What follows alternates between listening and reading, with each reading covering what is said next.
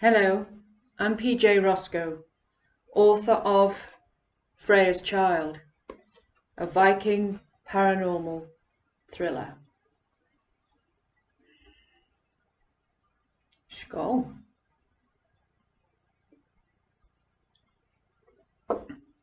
And today I'm going to read the prologue.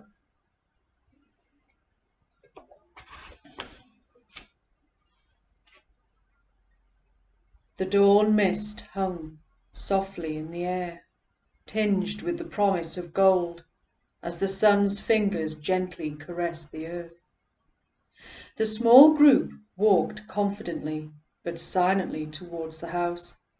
Their weapons hung loosely by their sides. They did not expect a fight. The decision had been made, the order given. What was the point of fighting about it? The small wooden door was shut. The animal's skin hanging over it gently flapped in the cool breeze. The leader stopped and listened, but there was no sound from within. Glancing upwards, he saw that no smoke rose from the small hole in the roof. Something was wrong. He forced the door open, stepping into the gloom. The others swiftly followed. His cry shattered the silence, followed by the smashing of pottery as he unleashed his fury at such blatant defiance. He had acted weak for the sake of friendship, and battles won. A mistake he must rectify. The man charged out of the house and quickly scanned the surrounding area. The others gathered around him. Hatred and fear burned on each man's face. Their weapons no longer remained idle.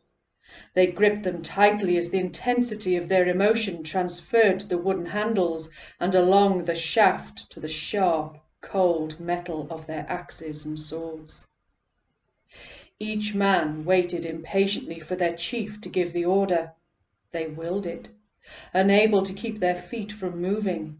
They had to go, and they had to go now, or may Odin forgive them if anyone else should step into their path.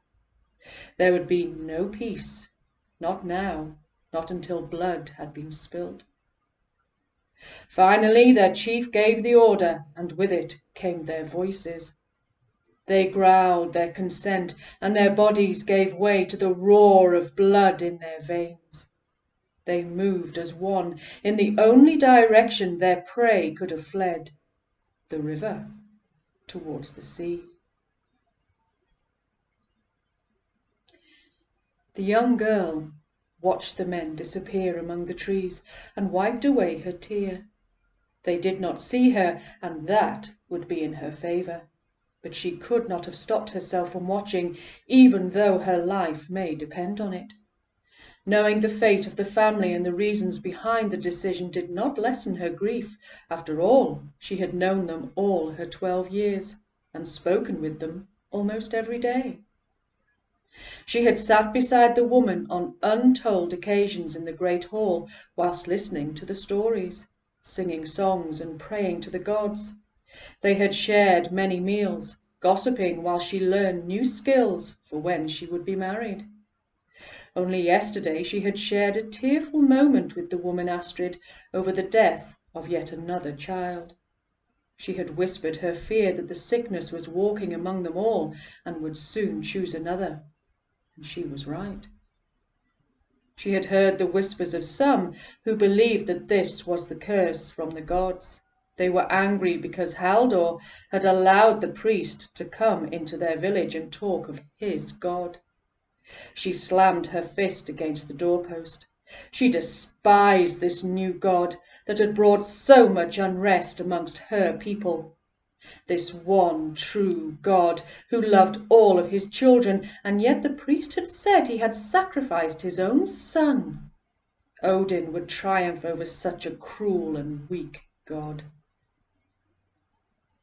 She closed her eyes for a moment, her head now resting against the wooden doorframe, as a wave of dizziness swept over her.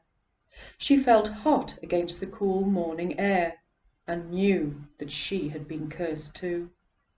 She had hours, perhaps a day, before the sickness took a firm hold, and then she would be fighting for her life. She felt the stirring of the world as it came awake, and said a swift prayer to the god Odin and her favourite goddess Freya, before turning away back to her bed.